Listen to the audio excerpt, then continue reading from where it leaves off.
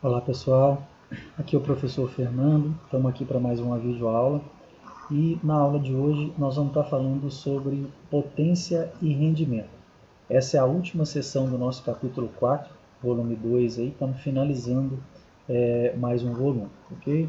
Então na página 56 a gente encontra aí esse assunto. Vamos lá. O nosso material, né, ele traz para a gente, logo de cara, na página 56, essa imagem. Né? É um prédio onde dois irmãos, supostamente de mesma massa, queriam sair do térreo e chegar até o último andar. Um deles subiu a escada lentamente, né, caminhando normalmente, e o outro subiu correndo. Então, aquela pessoa que correu, ela chegou lá em cima, né, bem mais cansada do que o irmão que subiu de forma normal. Como os dois tinham a mesma massa, tinham o mesmo peso, e a altura que eles se deslocaram foi a mesma, ou seja, desde o térreo até o último andar, o trabalho realizado pela força peso dos dois é o mesmo. Né? Então, não é a grandeza trabalho que vai justificar o fato de um dos irmãos ter ficado mais cansado que o outro. Então, nesse caso, tem uma outra grandeza associada a essa atividade, né, digamos assim, exercida pelos dois irmãos, que depende do tempo. Né? Então, esse irmão que subiu correndo, ele fez ou ele realizou esse trabalho num tempo menor do que aquele irmão que subiu caminhando lentamente pelas escadas. Então, existe aí uma grandeza que está relacionada com o tempo de realização de um determinado trabalho. E essa grandeza, desculpa, é a potência. Então, a potência é uma grandeza escalar que é definida como a rapidez com que um determinado trabalho é realizado. De uma maneira mais simples, a gente pode definir potência como sendo a energia transferida, convertida, digamos assim, por unidade de tempo. Né? Ela é medida em watt no sistema internacional, né? E aí esse watt, né, ele é uma homenagem ao cientista, né, colocar o nome dele como unidade de medida, mas na verdade a unidade do sistema internacional é joule por segundo, né, a potência, como a gente falou por definição, é o trabalho realizado por unidade de tempo, ou é a energia transferida ou transformada, né, na forma de trabalho por unidade de tempo. Então o trabalho é medido em joule, como a gente já viu, e o tempo no sistema internacional é medido em segundos. Então, a unidade de potência no sistema internacional é o joule por segundo, que a gente vai chamar de watt, representar por W, né, em homenagem ao cientista James Watt. Okay? Então, aquele irmão que subiu a escadaria mais rapidamente, que subiu correndo, ele desenvolveu uma potência maior, que ele gastou um tempo menor para fazer o mesmo trabalho que o irmão dele. Então, por isso que ele cansa mais do que aquele que sobe caminhando. Tá? Então, essa é a definição de potência. Em muitos casos, a gente trabalha com a chamada potência média. Né? Essa potência média, ela mede o trabalho, né, realizado por unidade de tempo, como a gente falou. Então, essa potência média é o trabalho da força que estiver sendo exercida ali, no exemplo que a gente acabou de analisar, é o trabalho da força peso, dividido pelo tempo necessário para realizar aquele trabalho, o tempo médio necessário para a realização daquele trabalho. Tá? Então, essa é a forma geral. Né? Como eu disse, esse trabalho aqui, muitas vezes, a gente pode encontrar a forma como energia. No lugar desse tal aqui, que é o símbolo do trabalho, a gente pode encontrar E. P é igual a E dividido por ΔT, ou seja, a energia por unidade de tempo.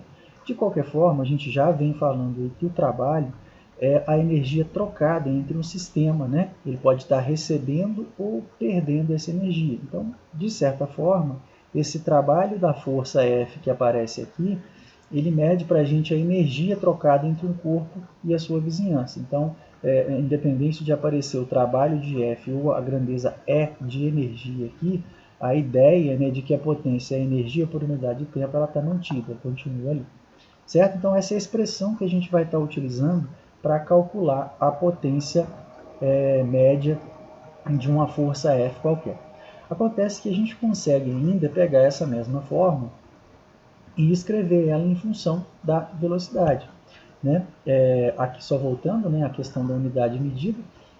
No sistema internacional, a nossa potência é medida em watt, né, que é 1 joule por segundo, como a gente falou ali agora há pouco. Além disso, a gente pode encontrar duas outras unidades de medida, que é o horsepower e o cavalo-vapor. Horsepower, cuja abreviatura é HP, 1 HP corresponde a 746 watts.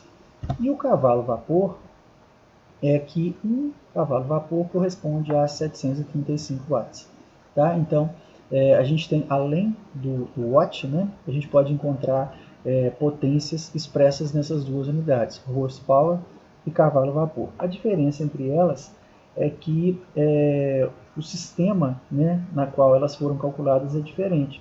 Né? O primeiro, né, o horsepower, foi feito com base no sistema inglês de medidas, e o segundo, que é o cavalo-vapor, segue o sistema métrico.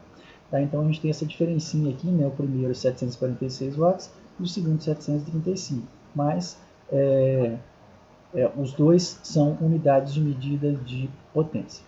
Ok? Mas como eu estava dizendo, então, a gente consegue ainda escrever ou reescrever essa fórmula da potência usando aí ou como um dependente da velocidade. Né? E para isso nós vamos lembrar aqui do seguinte: nós vimos aí há poucos dias que toda vez que a gente tem uma força F que age sobre um corpo e que produz nesse corpo um deslocamento ΔS, essa força realiza um trabalho sobre o bloco. Então aqui ele tinha uma velocidade inicial, considerando que a força esteja agindo na mesma direção do deslocamento, ele vai contribuir por aumentar a velocidade desse corpo, e depois de algum tempo esse objeto vai ter uma velocidade v, certo? Então a força F está agindo sobre o bloco, transferindo energia para ele, fazendo com que a sua velocidade aumente. Então, por definição, a potência média vai ser o trabalho da força dividida pelo tempo. Só que a gente já viu que o trabalho dessa força, considerando que ela esteja oblíqua, que ela esteja formando um ângulo alfa com a direção do deslocamento, o trabalho é dado por essa expressão aqui, olha, F ΔS vezes o cosseno de alfa. Então, essa expressão, F ΔS vezes o cosseno de alfa, é a expressão do trabalho. Isso tudo dividido por ΔT. Acontece que ΔS dividido por ΔT, a gente já aprendeu que é a velocidade média. Então, eu posso escrever essa expressão trocando aquele ΔS por ΔT pela minha velocidade. Né? E aí a expressão ficaria assim: potência média é a força que multiplica a velocidade média, que é o ΔS por ΔT, vezes o cosseno de alfa. E aí, pensando ainda numa força que age na mesma direção do deslocamento, ou seja, o alfa ali como sendo 0 grau, o cosseno de 0 é 1, e aí nós teríamos uma expressão final da potência igual a força vezes a velocidade. Então é possível a gente calcular a potência da força a partir do próprio valor dessa força vezes a velocidade média com a qual o objeto está efetuando, né, aquele deslocamento ali. Então, é uma nova maneira que a gente tem, uma nova forma, né, um novo caminho que a gente tem aí para descobrir a mesma grandeza, que é a potência. Certo? E aqui considerando, né, por que sumiu o mzinho aqui da forma? Se a gente for olhar aqui a potência média, aqui o mzinho já não aparece. Por quê? Nós estamos considerando que esse t, né, seja um intervalo de tempo muito curto. Então, se esse ΔT é cada vez menor, a gente vai ter aqui uma velocidade que é a velocidade instantânea, a velocidade em cada instante, né? Para ΔT tendendo a zero, para ΔT cada vez menor. Então, se eu estou calculando por um ΔT pequeno, eu tenho a velocidade instantânea e a potência que eu estou calculando é a potência instantânea. Então, some aquele mzinho ali, né? Só para diferenciar, aqui era a potência média, a gente tinha um intervalo de tempo ΔT qualquer, e aqui a gente está considerando essa potência por um intervalo de tempo bastante pequeno, onde teríamos aí velocidade instantânea e a potência instantânea, ok? Então a gente tem uma segunda forma, um segundo caminho para descobrir a grandeza potência. E aí a última parte já dessa seção, que é pequenininha, né, lá na página 58, ele fala do rendimento. O que é esse rendimento? Nós temos aí no nosso dia a dia diversas máquinas, diversos equipamentos que fazem a conversão de um tipo de energia em outro. A gente tem equipamentos como o liquidificador, que transforma energia elétrica em energia de movimento, energia mecânica. As pilhas, que transformam energia química em energia elétrica. O chuveiro, que transforma energia elétrica em energia térmica. E assim, diversos aparelhos aí que a gente tem no nosso dia a dia. E esses aparelhos, eles recebem, portanto, uma certa quantidade de energia elétrica, transformam parte dessa energia em outro tipo de energia, mas uma parte é desperdiçada, como a gente fala, ela é dissipada. Tá? Então, a gente tem aqui um esquema que retrata para a gente de forma clara isso aqui. Ó. Essa máquina que representa cada um desses dispositivos que nós temos aí no nosso dia a dia. Então, ele vai estar recebendo uma certa quantidade de energia, de um tipo, por exemplo, energia elétrica, seria essa potência total. Essa máquina vai usar parte dessa potência total e vai transformar em potência útil, que é aquilo que a gente vai realmente aproveitar. Por exemplo, a energia que o chuveiro usa para aquecer a água, é a energia que o liquidificador, a energia elétrica que o liquidificador usa para produzir movimento e triturar os alimentos. Então, essa potência útil é aquela que de fato é aproveitada pelo equipamento. Mas toda máquina, todo dispositivo perde parte da potência, perde parte da energia que chega para ele.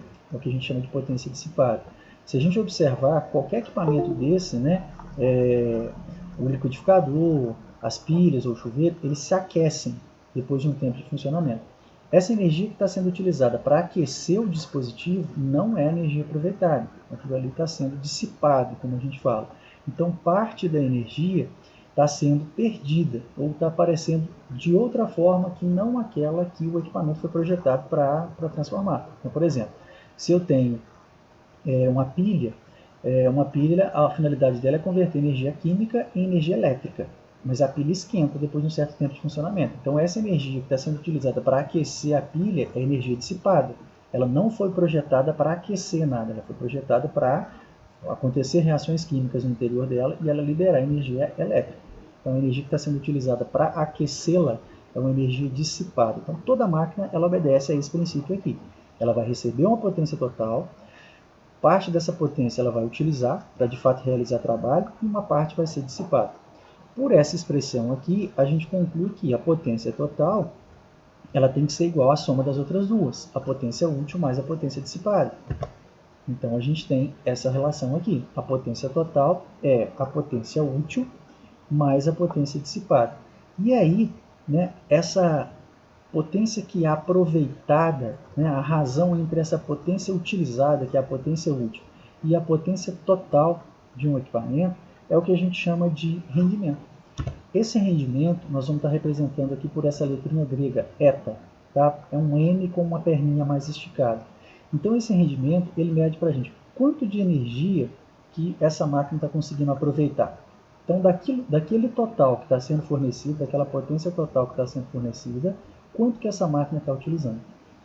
Então, esse rendimento ele é calculado através dessa razão. É a potência útil dividido pela potência total. E aí, esse rendimento pode vir expresso de forma decimal ou de forma percentual. Tá? Então, por exemplo, quando eu fizer a divisão aqui, uma máquina recebe 50 watts de potência total, digamos assim, tá? Só para a gente ilustrar aqui, e desses 50, ela aproveita 20. Vamos supor esse exemplo aqui. Então, a potência útil é 20, a potência total é 50, isso significa que ela está dissipando 30.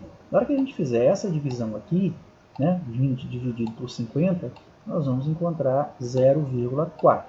Então, o rendimento pode ser expresso dessa forma, tá? 0,4, ou, como é mais comum de aparecer, na forma percentual. Eu posso transformar esse número aqui para uma porcentagem. 0,4, se eu multiplicar isso daqui por 100%, tá? Então eu vou colocar aqui embaixo, eta é igual a 0,4 vezes 100%, para eu transformar isso daqui para porcentagem. Tá? Isso vai me dar um rendimento de 40%. Mas se a gente fizer essa multiplicação aqui, nós vamos encontrar um resultado de 40%. Tá? Então, o rendimento ele pode vir expresso na forma decimal ou na forma percentual. Observem que aqui não aparece o watt como unidade de medida, porque as duas potências que aparecem lá na fórmula do rendimento vêm dadas em watt. Então, é 20 watts dividido por 50 watts. Aí a gente corta esses 2 watts e não sobra, é adimensional. Tá? É por isso que fica só 0,4 aqui, se eu quiser deixar na forma decimal, ou se eu quiser expressar isso em forma percentual, eu multiplico esse decimal aqui por 100, que eu já acho direto ali, né, a forma, o resultado já em percentual. Certo? Então, esse rendimento é o que a máquina consegue aproveitar, o que ela consegue utilizar daquele total que chega para ela. Tá? Então, todas as máquinas que a gente tem aí, todos os dispositivos que a gente tem na natureza, eles não conseguem aproveitar 100% da energia que chega para eles. Sempre vai perder um pouquinho. Tá? Vai estar sendo transformada em energia térmica, energia sonora, em outras formas de energia que não aquela que ele foi projetado, que ele foi produzido para transformar. Certo? Então essa é a seção aí, a última seção do nosso livro, que fala sobre potência e rendimento. Uma seção pequena, né, mas de grande importância aí dentro do nosso conteúdo. Ok? Então é isso, por hoje é só. Um abraço.